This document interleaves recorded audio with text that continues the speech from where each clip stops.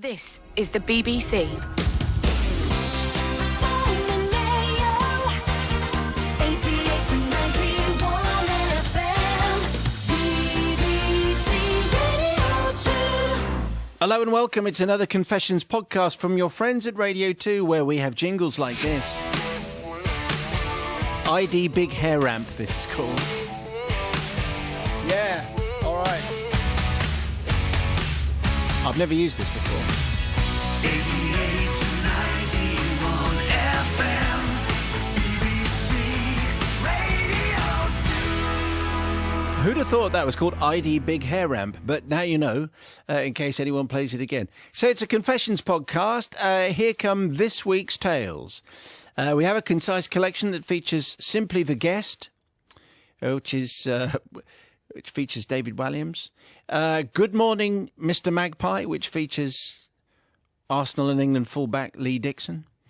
Everyone's Got to Learn Sometimes, which features a New Zealand icon. And also On the Road Again, which features no one famous at all, thus running the theme out completely. Anyway, here they all come. This is another awards-themed confession. Mike says, to the judges of justice, I send you my confession in this season of ceremonies and awards in the hope I will receive redemption for my heinous and horrible crime. A number of years ago, I had the privilege of attending the Broadcast Awards in London, hosted by none other than the king of comedy himself, David Walliams. It was a dazzling affair. I had a brand new tuxedo, my barnet had been brushed, coiffed and even washed before stepping on the red carpet. Of course, I wasn't nominated for an award, but there with a customer who had bought a table for the night and needed bottoms to fill the seats. The night started well. Familiar faces were winning awards for this and that, and some lesser-known nominees shrieking with surprise as their name was read and dreams came true. What an evening it was. We were positioned at the back of the hall, and on the table next to us were a company who were nominated for their children's TV programme, and their category was about to be announced. Now, for anyone that has ever been to any awards ceremony, you'll know that there is one steadfast rule. If you're sitting at the back, you haven't won. Something I said far too loudly within earshot of everybody. You can tell I was popular. However, as Anita Baker sang, rules are made to be broken, and of course their name was announced, and they started standing and clapping each other and patting each other indeed on the back, making their way forward to the stage where they would shake hands with David Walliams and say a few short words of thanks and then take their award backstage, because that's what happens. I, slightly ennobled by a few measly beers, gins and whiskey chasers, and feeling bad, found myself standing up with them and shaking their hands and grinning from ear to ear despite actually not knowing any of them. And then I did something unprecedented and uncalled for. That we can all see coming. I walked with them to receive the award. Yeah. The walk down to the front of the hall only took moments. Should I turn round? Could I turn round? Well, it was too late. A friendly, bewildered-looking chap behind me shook my hands, mumbling something like, I can't believe we've won. He then encouraged me up the steps to revel in the glory. I warmly encouraged him to go before me, but he insisted, no, after you, this is a team effort. I couldn't go back to my seat, Father Simon. Hundreds of eyes were on me, and the real award winners at the same time. There was nothing I could do. I found myself on the stage, taking in the applause and the appreciation of the room on one side, and the frowns and confused glances from the winners on the other. I shook hands with Mr. Walliams. He exchanged polite congratulations to me, and then he forced me to face the photographer alongside my new colleagues. I wish I could say at this point that I held up my hands to my offence and walked off stage. But Father Simon, in order to do this, I had to walk back through the room, which would have drawn attention to myself in a very, very big way. So I instead turned and faced the camera with the other men and women and smiled a big, cheesy smile, the kind that says, this is the peak of my brief career in children's TV programmes. Hi, I'm Mike. The winners were then ushered off stage, which is the norm in these big award ceremonies, but of course I couldn't go that way and face these confused people. I threw David Walliams' outstretched arm aside and legged it back to my seat, hoping that I would be able to hide for the rest of the night and that the true winners' delight in their award would be so great that they wouldn't see me or realise I had been there at all. And I'd like to say I got away with it. But the burning eyes of 12 talented children's television makers were firmly trained on me for the rest of the night, and as more liquor flowed, I caught a few bits of conversation that included, "Goodness knows who that clown thinks he is. Who was he who came up with us? He'll never work in children's television again." 'Cause they all talk like Again, it's the Reverend, isn't it? Yeah. And you know what, Father Simon? I'm not sure my very fleeting career in children's TV production will be resurrected. So I need forgiveness from the audience and David Walliams, whose congratulations I took under false pretenses, and also from the lovely and very talented production company who deservedly won an award and now have a picture of themselves and me hanging in their office. Lots of love, Mike. You kind of suspect it, you know, if you're looking from the outside, when a whole host of people go up, assuming that the right person has been announced in the first place, you go, I don't know who all these people are. I'll assume that they should all be there. I think we're going to look at all award ceremonies from now on in a slightly different light. What do you think, Sister Bobby?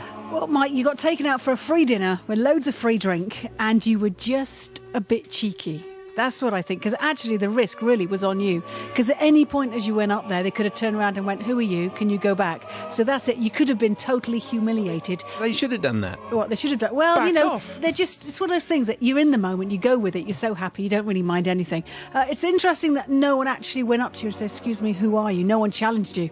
So I think, Mike, you were really just a bit cheeky. What you had is the true experience of actually winning something, even though you didn't really put the work in. And actually you didn't walk off the award. No harm done, I think, really, just being a bit cheeky. So on this occasion, because I think no harm done, is I'm actually thinking, because it's kind of something that I might do, that's why. All right, okay. A little bit lax, I think, Bobby. I think your standards are slipping. No, I think because it's just basically there are no real losers, really. You're forgiven. You're not getting into Puritan world, are you? Which we've created. Yes. Yeah. It's just one shed. It is. Brother Matthew, what are you saying? I'm going to say that I suspect this happens all the time, where particularly when you're sort of deep into the award ceremony and everyone's had a little bit to drink, is at some point someone is just going to go up on stage thinking that they've won. And I think if you are going to be brazen enough to do that, then you should make the speech. You should clutch the award and say, "Do you know what? This isn't just about me, although it is mainly about me. But let's all applaud me for winning this award that I put no effort into whatsoever." So I am going to say not forgiven, because you need to be more brave. If you're going to do it, go 100%. You can't just, check it out. Yeah, exactly. All right. So I am going to not forgive. Dear Monsieur Mayo and Collective, I wanted to relate a story to you that happened about 20 years ago. It involves my beloved Newcastle United, slight inebriation, and a popular pop combo famed for their hits A Little Time, Perfect 10, and Rotterdam. Okay. On the 10th of January 1996, I made the long midweek trip from Newcastle down to London to watch the quarter-final of the League Cup. This was Arsenal against Newcastle. Newcastle were a different proposition in the mid-90s and managed to almost win lots of things. So anyway, it didn't go to plan and Arsenal beat us 2-0. It wasn't the result that annoyed our travelling hordes, but the blatant and consistent fouling of our French flair winger, David Ginola, by England international and Arsenal fullback Lee Dixon. The poor put-upon French genius was clearly at the end of his tether. When he finally snapped, he brought down Dixon in the second half. Unbelievably, the ref didn't take into account the battering he'd received and sent him off. I was incensed. The Newcastle fans were incensed. It was a long journey home, stewing over the obvious and predictable display of petulant, prancing footballers, epitomised, in my opinion, by Arsenal and their England international and fullback, Lee Dixon. Anyway, fast forward a few months later, I find myself on the train again down to the Big Smoke as my sister had blagged some free tickets to see the beautiful South at the Royal Albert Hall. How about that? Very nice too. Imagine my excitement. Backstage passes to one of my favourite bands. As we arrived, we were directed into a very swanky VIP sidebar to have a free glass of something, and lo and behold, there across the room unbelievably you might think, was England international and Arsenal fullback Lee Dixon. Oh, yes. This is not going to end well. I felt the frustration of my previous night in London niggling away somewhere in the back of my mind, but I managed to suppress it. We went back to the bar, where we got talking to a kind old man who turned out to be as excited as us. He was the drummer's dad, and he'd got a box for him and his family. He invited us, though I have to say to the dismay of his wife, to come and sit with them, as we were proper fans. What a lovely bloke he was, loving every moment of his son playing an iconic venue and ordering champagne like it was Panda Pop. After the gig, we were ushered through the rabbit warrens of the Albert Hall to the backstage party. Again, free drinks were laid on, and given the excitement, I might have had one or two. Sister and I were standing rather too close to the band, considering my tired and emotional state, but I guess I wasn't causing any problems, though I do remember Paul Heaton leaning over and saying, and I quote, "No matter where you go around this planet, you'll always find a Geordie who's more drunk than you are." Anyway, but then who should wander up to us but England international and Arsenal fullback Lee Dixon, with a big black felt tip pen and a lovely glossy programme, grinning at the band and interrupting them so that they would sign his memorabilia. I recall that the whole band nonchalantly signed his book while still chatting amongst themselves and generally paying him not a lot of attention.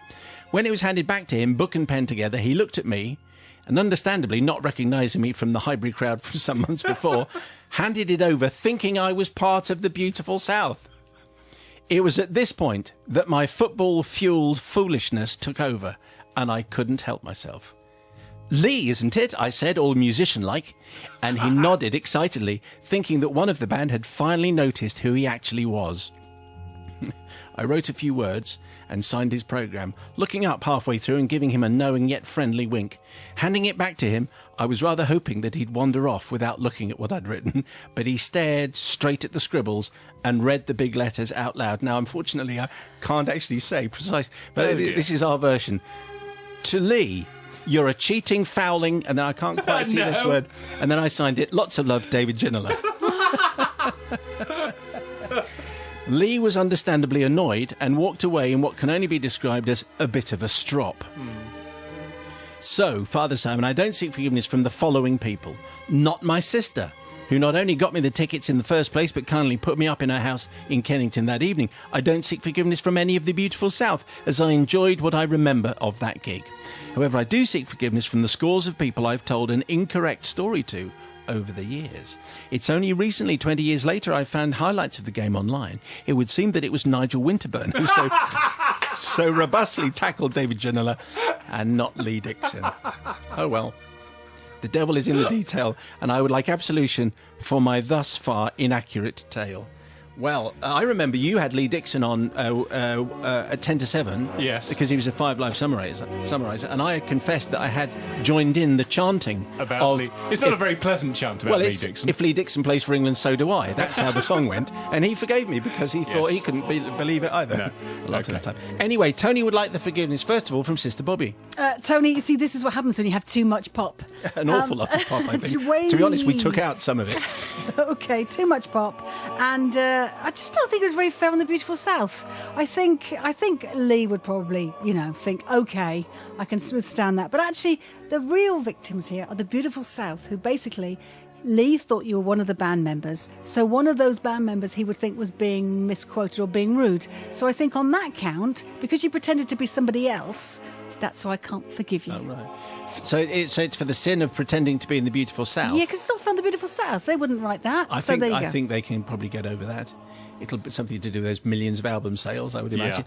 Brother Matthew, what are you saying? Yes, I wonder how this confession got through, where Arsenal had described a bunch of petulant fancy Dans. Amazing how that managed to get through the filters. Yeah, isn't it a defender's job to do the tackling? That's what I'm pretty... I mean, my knowledge is obviously pretty limited, but I'm going to say that a defender's job in football is to do a bit of tackling. So Nigel Winterburn and Lee Dixon were actually just doing what they were supposed to do. Job. However, how big a fan are you if you're asking for the band signatures and you give it to someone who you clearly don't recognise.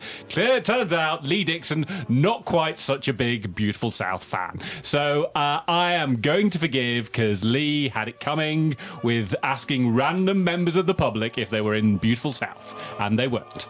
I do like the phrase petulant prancing footballers. Yes, you do. When it applies to a certain North London club. Dear Father Simon and the Collective, this comes from 10 years ago when I was living and working in Auckland, New Zealand. I was in my late 20s, and even though I'd taken driving lessons before, I'd never taken the practical test. Yes, we are in the world of the driving test. I thought this could be the ideal opportunity to sort that out, as most cars over in New Zealand were automatics, and I wouldn't even have to worry about changing gears. So how hard could it be? So after taking lessons in an automatic car for several months, things were progressing smoothly, and I was feeling confident. It was time to book my practical test. However, as the day of the test approached, I became more and more nervous. I'm not the kind of person who performs well under pressure, you see. To try and calm my nerves, I would keep saying to myself, what's the worst that could happen? I mean, when you think about it, what is the worst that could happen? Yeah. You want to know? Yes. Read on. On the day of the test, my instructor picked me up in his car and we drove to the test centre. As I sat in the reception waiting for my name to be called, my nerves were really kicking in. Everything was jangling. In the next seat was a very old man who looked a lot calmer than me. Well, if he can keep it together, so can I said to myself. And then my name was called, and I walked back out into the car park, my legs made of jelly. I sat in the driver's seat and adjusted my mirrors, adjusted the seat, and took a deep breath. Start the car when you're ready, said the examiner. And here's where my problems began. In my flustered state, I somehow managed to stall the car, which to this day I'm still not sure is actually possible in an automatic. But which is true when you think of you've driven I don't know how you could possibly have done it. That's true. Anyway, that is precisely what Mark managed to do. So, please, this is the instructor again. I've got my instructor's voice. Yes, good. Looking Who forward to this. comes from England. Oh, does he? Really? That's odd. Please, can you start the car when you're ready, said the examiner patiently. I say, I don't know how to. I completely failed to hide the panic in my voice. I just don't know how to. So the instructor says, if I have to start the car for you, then you failed your test, which I guess you could say is fair enough. Uh-huh. It's at this moment that the car begins to move. I'm not sure why, but maybe it was in neutral and I'd taken the brake off. Anyway, it starts to move. We're parked on a very small slope and rolled backwards a short distance out of the parking bay, stopping half in and half out of the space. This isn't going well, is it? Which is exactly what Mark says now. Well, this is going well, I joked to the instructor. Little did I know that things were about to go from bad to worse. In my mirrors, I noticed a Land Rover directly behind us, and it had started backing out. I couldn't start the car. My examiner couldn't start the car for me without failing me, and the car behind didn't look like it was going to stop. It seemed like an absolute eternity between this moment and the crunch and the bang of bumper and metal colliding. I mean, it's a low-speed collision, but it's a collision nonetheless, and I am taking my test. Everyone exited their vehicles in a shaken state, and I recognised the driver of the Land Rover was the old man that I'd been sitting next to earlier. My driving instructor and owner of the car came running over, really annoyed and exasperated. He looked at his damaged car, then to me, then back at the car. Words failed him, until he noticed the old man. Oh, Sir Edmund Hillary, I'm so sorry. Yes, it turned out that the worst that could happen is to be involved in a collision in the car park during your driving test with a Kiwi national treasure, the first man ever to successfully climb Mount Everest, Sir Edmund Percival Hillary, KG, KBE, mountaineer, explorer, philanthropist, in Time magazine's top 100 most influential people of the 20th century, and I just reversed into his car on my driving test. Sir Edmund Hillary, I am truly sorry.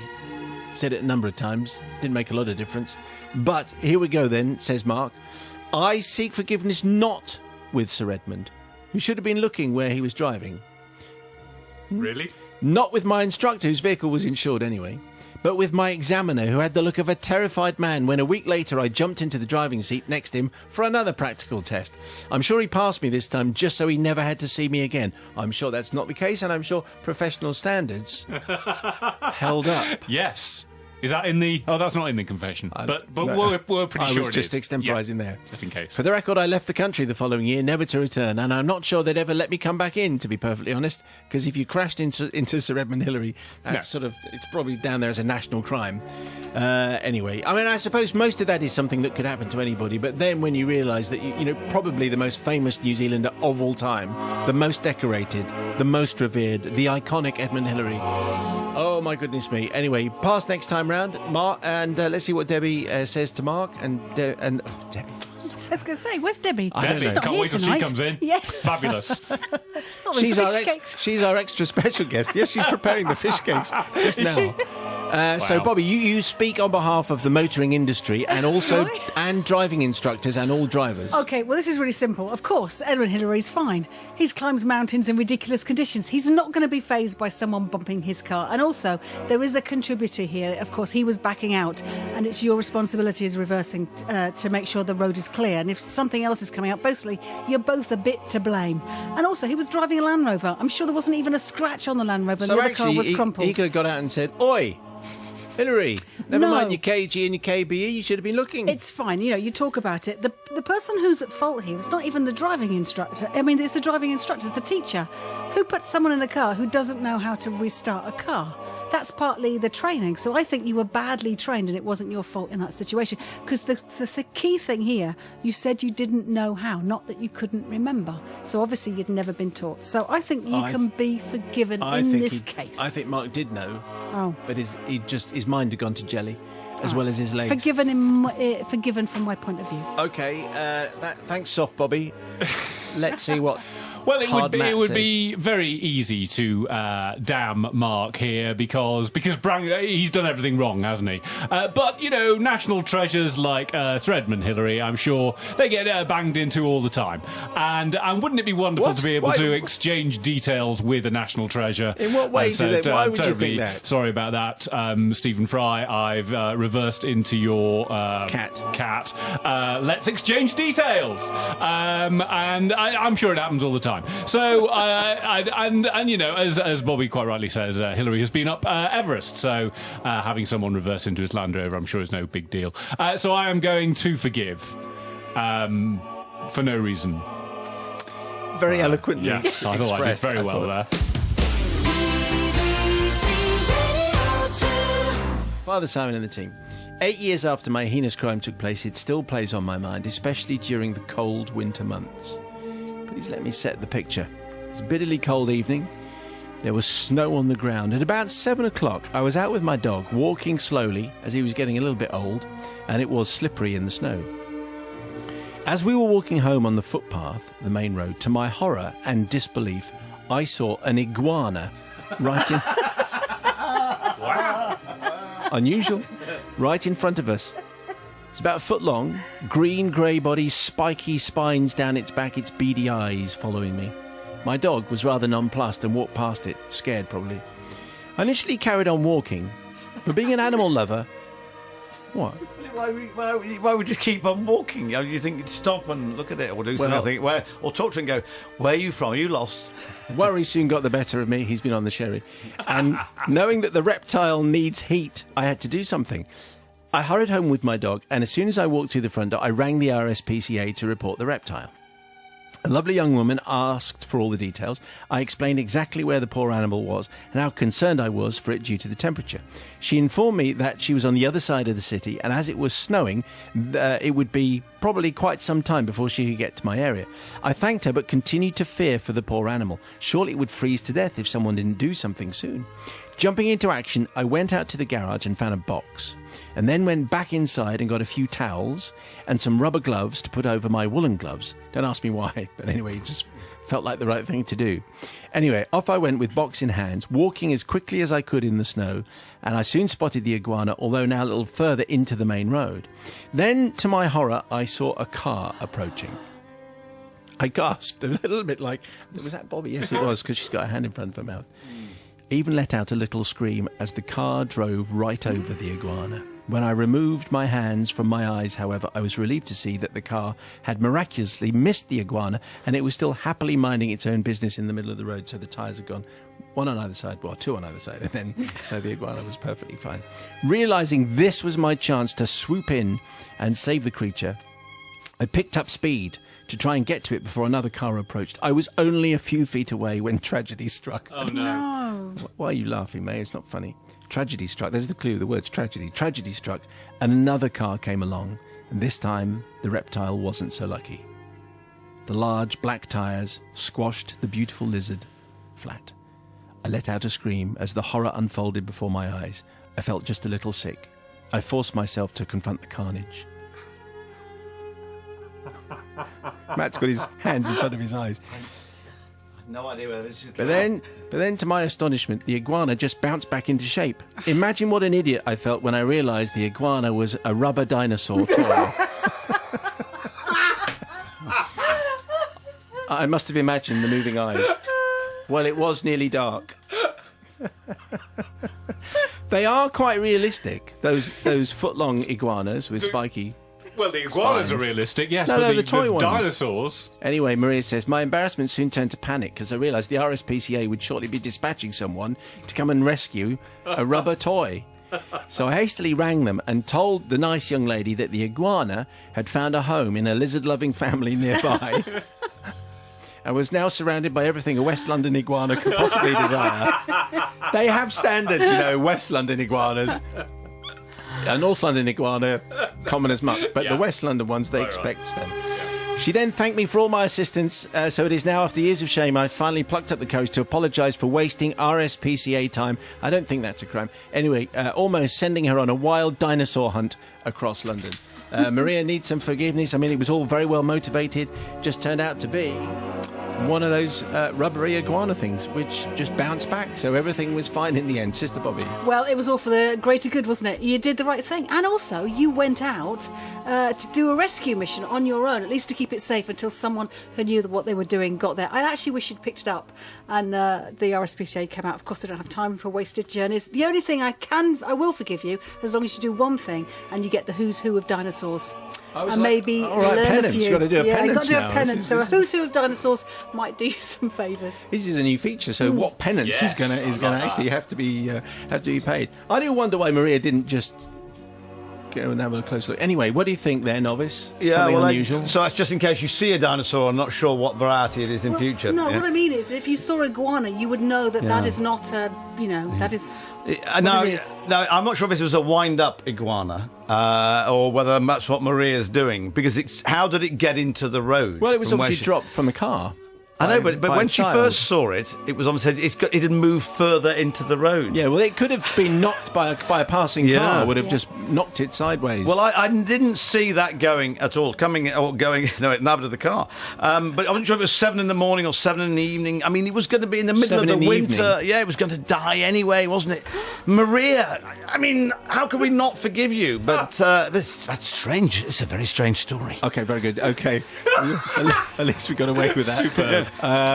Brother Matthew. Yeah, it was a great story. And it is, as Nige said, it's odd because I think it's because she believed that it was an iguana, and that's why she felt that it was moving. So it's sort of your mind sort of makes it up, doesn't it, as it goes along. It was probably a triceratops or Yes, something. it was, really. I am going to wager that the RSPCA get calls like this all the time, and I'll bet that the person at the other end of the line is going, right, you're absolutely sure it's not a rubber dinosaur. You have checked before we send the guy out. It's definitely not a rubber dinosaur, is it? I'm going to say that happens all the time, but that's a great story and definitely forgiven. Well, they were this week's confessions, and it may well be that it sparked a dark thought in your darker than dark soul. And if it has done, on an email, please, confessions@bbc.co.uk, and we could well be using your confession next week. And if you missed any drive time shows in the last week, thanks for your lack of commitment, but you can listen back and reclaim that lost territory. You can download to your smartphone or tablet from the BBC iPlayer radio app. And on Monday, we had Graham Gouldman from 10cc telling us about his new tour and about what happened when his mum opened his bedroom door. found the hollies inside, as you do. Tuesday was a Tunes Day with Bob Marley and Mike and the Mechanics and the Birds and a Brucey bonus from the Boss. Reggae legend and Radio 2 and One Extra star DJ David Rodigan was in on Wednesday talking about his memoir and about his appearance on Doctor Who, which is really strange. And on Foodie Thursday, Nigel whipped us up a Cooking It Country pork chops with sweet potato, being a corporate man, ahead of next week's much beloved return of our pop-up radio station, Radio 2 Country. So if you made it to the end of last week's podcast, you had to tweet, check out my crooked scar. So thank you to everybody who did that, Jen and Stephanie and Andy and many more, who sent us that rather strange message. And this week, a special mention, by the way, to Kat, who deemed it necessary to tweet me a picture of her actual crooked scar, which was on her knee, I think, anyway. So this week's code phrase, if you've reached this part of the podcast, is petulant, prancing peacocks. Thanks very much. Oh, and here's one called ID Wow. Wow.